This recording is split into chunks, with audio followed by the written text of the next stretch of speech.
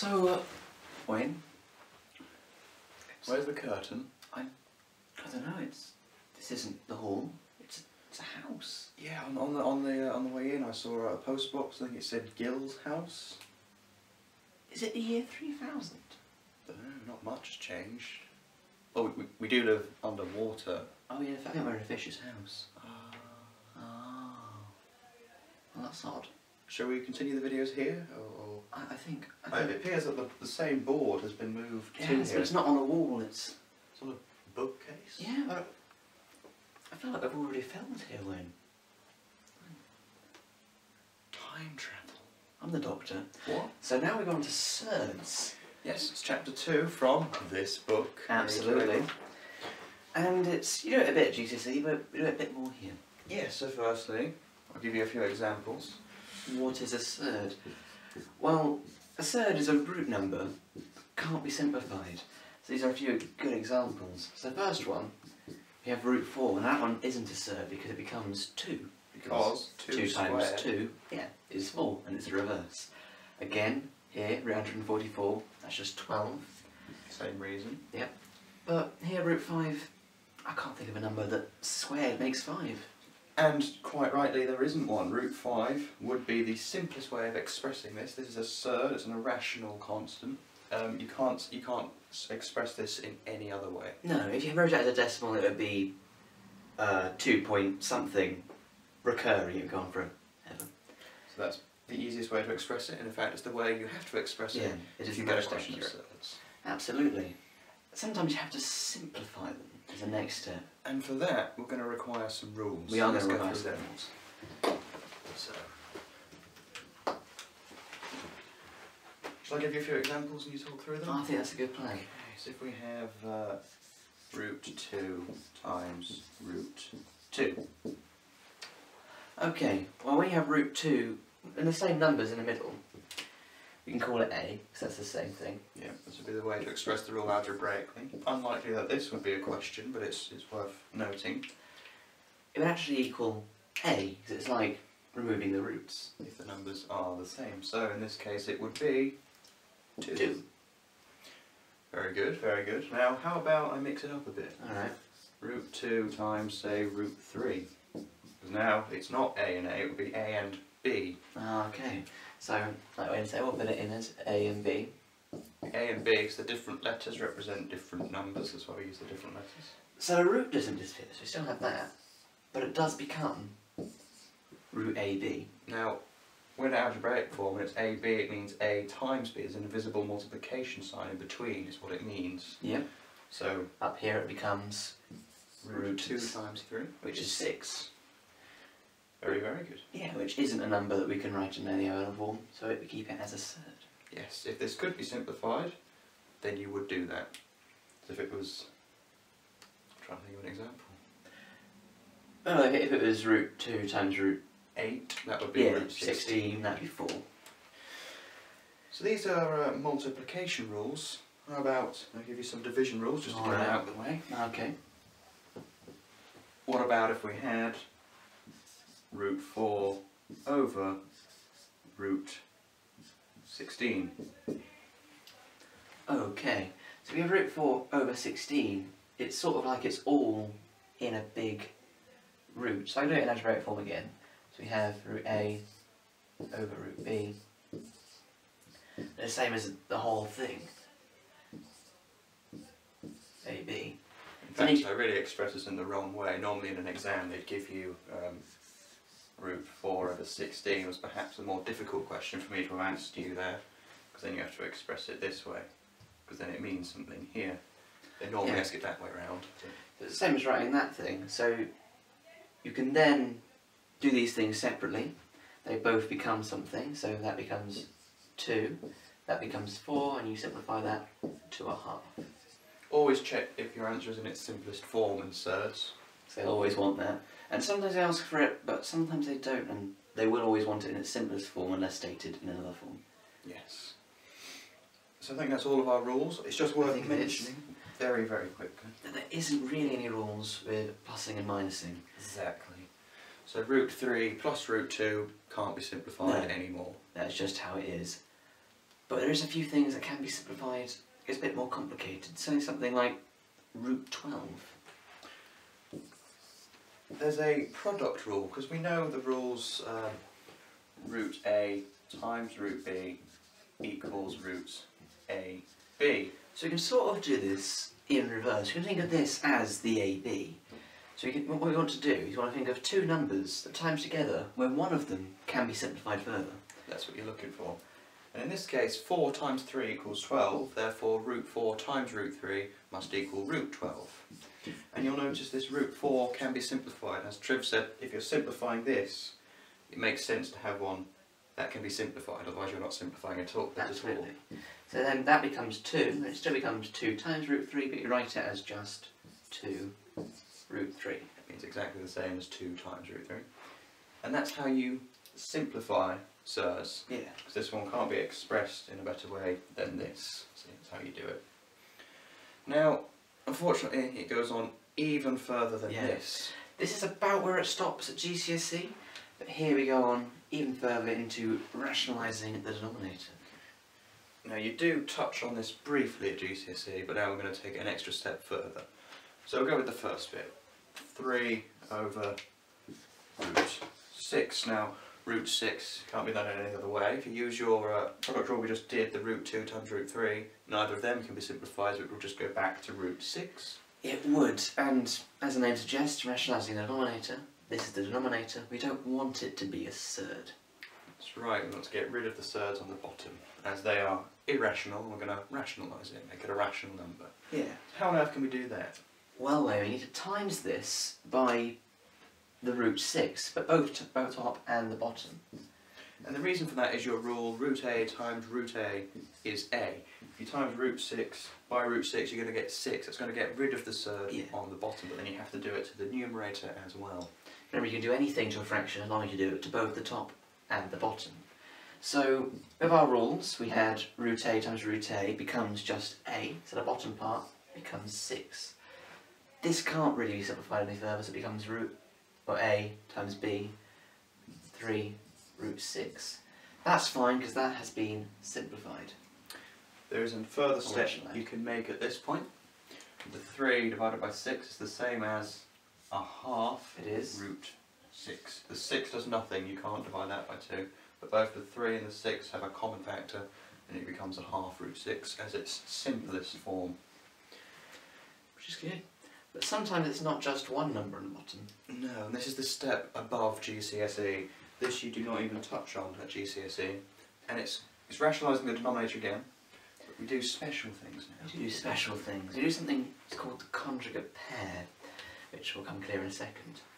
So, for example, 3 minus 7, and then on the top something like 1 plus root 3. We'll do root 3, we'll do root 3. Okay. Okay, so we sort of do what we did last time, except we use the conjugate pair. Now, Wayne, what is the conjugate pair? The conjugate pair is just like this, but with a plus in between. Yeah, you just swap the sign of what the bottom is.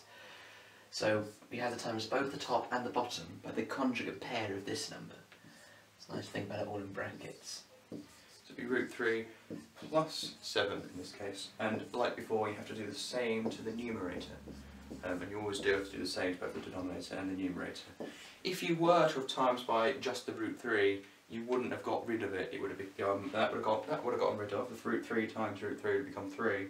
Then you'd have this minus 7 times the root 3 would become minus 7 root 3, and you'd be stuck in the same predicament. Now, if you're quite good at quadratics, you'll notice that this will apply the difference of 2 squares will get rid of what we want to get rid of. Yes. So we do each of these separately. Let's do the bottom first. Yes. So root A times root A, that disappears, becomes 3. Then you've got root 3 times plus 7, which is plus 7 root 3. We're going to go through it all now, then you'll notice in a second. Minus 7 times root 3 is minus 7 root 3. And this is the difference of 2 squares bit. These will disappear. And they always will, that's the point of the conjugate pair. Is you can times the first by the first and the last times the last, because the middle will cancel. And then last step we have minus 7 times 7, yep, which is minus 49. Careful of your positives and negatives here. So and that's quite large. if this all cancels as it always will with a conjugate pair, You can just leave that out.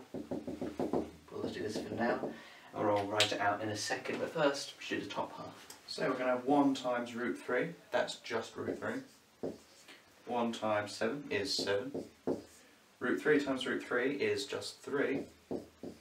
And root 3 times 7 is 7 root 3.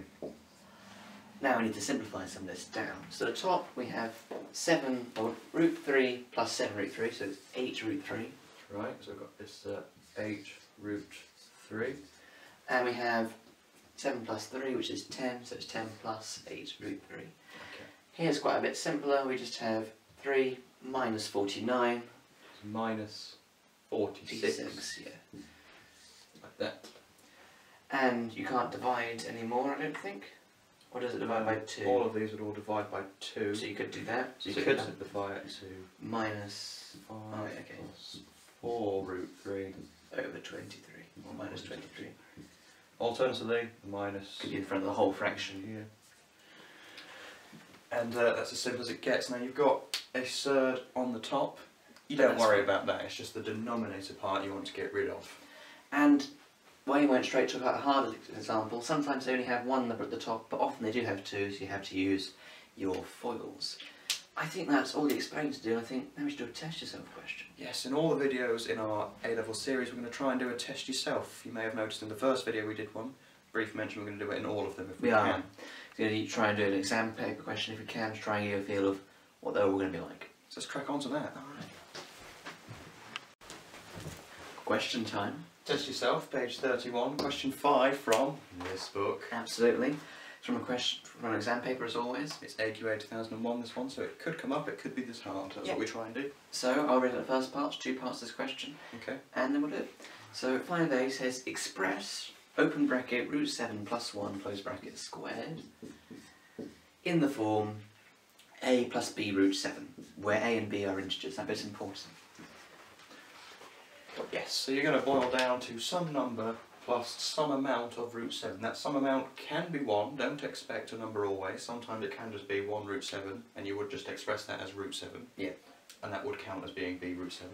That's what we're aiming for, and they have to be integers. So They do. Now, first step I notice, that's squared. I'll go for expanding the brackets. yes, root 7 plus 1 times root 7 plus 1. Now, by the exam you should be able to do this sort of thing in your sleep. Yeah. Doing those to death in quadratics. So we have 7 plus root 7 plus another root 7. Yeah, I'm going to do every step at the minute then, Alright. simplify it. And then we have plus 1. So, After all that, it will be 8 plus 2 root 7. and I think you'll find that's in the form it wants it. That will be your final answer. It would be. I don't think they want you to simplify it further, but they could have asked you to write it in the simplest form where you'd write 4 plus root 7. But I think this is fine because they just specified they wanted integers in this form. And I these think are we get integers. full marks for that. I think you would. And there's a part B. Okay, so do you want to do that or shall I write it up? I already wrote it up and I'll write things. So then it says, hence, in there, express, open bracket root 7 plus 1 close bracket squared over root 7 plus 2 in brackets in the form p plus q root 7, where p and q are rational numbers. Okay, so First, rational numbers, I think. yes. And that includes fractions, but it just means not recurring decimals or surds. Yes. So you won't have a surd times a surd at this point or anything No. like that. Also, it started the question with hence. And that means using something you've already found out earlier in the question. So you look at the question you've got, what can you use from earlier? You'll notice this root 7 plus 1 squared, you've already done. So that's what the hence means. You Yeah. can just go ahead and put that So in. you can put that straight straight away. in the top. 8 plus 2 root 7. And it's I've over still got root 7 this. plus 2. So now you're going to rationalise the denominator. This could be what, You are. 4 marks is the normal for this sort of question. It's quite heavy, mark heavy, and it's quite easy when you get lots of doing. Yes. So you're going to times by root 7 So minus move 2. it over here, so you've got Conjugate enough pair. room. Do you want me to rub some of this out for you? No, you know. Okay. So you've got 8 plus 2 root 7 on the top and root 7 plus 2 on the bottom. And you're going to be timesing both the top and the bottom of these Yep. by root 7 minus 2, the conjugate pair. Now this time, rather than doing all the steps on the bottom, we now know about completing the square. The middle bits are going to cancel, so you're going to do first times first and last times last. That's all you have to do, because that's what you're trying to do. Yeah, difference of two squares. But the square is slightly different. So, we're going to do the bottom one first. That's way inserted. So we'll have root 7 times root 7, which is just 7. And then we'll just do the last step as well. Plus 2 times minus 2 is minus 4. That'll be our bottom. And the top's a bit more complicated. You're going to have 8 times root 7, which is 8 root 7. Then you're going to have 8 times minus 2, which is minus 16. 2 root 7 times 7, a bit trickier, but root 7 times 7, root 7 is 7. And then we still have the 2 times, so it becomes 14. Yes, it's just 2 times 7 when it simplifies down. So it's plus 14, and the last step, 2 root 7 times minus 2 is minus 4 root 7. So now we have to do a little bit of simplifying. You've got this 8, well do the constants first. You've got minus 16 plus 14 is going to be minus 2. Yep. And then we have 8 root 7 minus 4 root 7, so the top will be 4 root 7 minus 2. And this will all be over 7 minus 4, which is 3. Now it says rational numbers, and in, where was the form? P plus Q root 7. And rational numbers does include fractions, is what we said at the beginning, so we should write them as it says. Don't leave it in that form if it asks for it in that form. If it wanted it like this, it would say something like that over 3 or another constant, like say C or R or something like that. But it doesn't, it says like that, so you want it exactly like that. So it'd be 4 over 3, so we can split this. Yep. 4 thirds root 7 minus 2 thirds. And that would be your final answer. So, as normal, as we're going to do in all of our videos, if you keep watching them, we're going to try and do a past paper question at the end. Absolutely. And yeah, it'll be from past paper. And it is from the last spec, but it hasn't changed very much. No, in fact, this is very typical of the sort of question you might get. It is. If you have any further questions, you can ask us on our Facebook channel. No. And our YouTube page. And our YouTube channel. Yes. Yeah, you can leave a comment below. You can contact us on Facebook. And we'll try and get back to you with a video if not enough people answer it, or just answering it in detail. We'll answer it in much detail as possible. This is quite quick, so this is revision. But I think that's all. Yep, so we'll see you at chapter 3, hopefully. Absolutely. See you there. Summary time. Absolutely, and summary of surds. Yes, so first of all, your rules of surds. Root A times root A is A. Root 2 times root 3 would be root 6. And if you have a root of 4 over 16, it's the same as root 4 over root 16, which is the same as 2 over 4, which is a half. Those are your rules, get them nailed into your brain. Yep, and a surd is a number that can't be simplified any further, so root 4 isn't a surd and root 5 is. So you have to simplify them by using your rules, and sometimes you have to rationalise the denominator. Yep. If it's just a surd on the bottom, just times the denominator and the numerator by the same surd. If it's 2 numbers on the bottom, then conjugate pair, which is the opposite sign, and you do it both the top and the bottom. Yep. Use your foils method or whatever method you may use, but make sure you times everything and be careful of your positives and negatives. Yeah. I think that's surds done. I think that's pretty much surds done. So if you've got any further questions you want to ask us, and I think that's Clever Cracker squared out. Yep, see you later. Alright.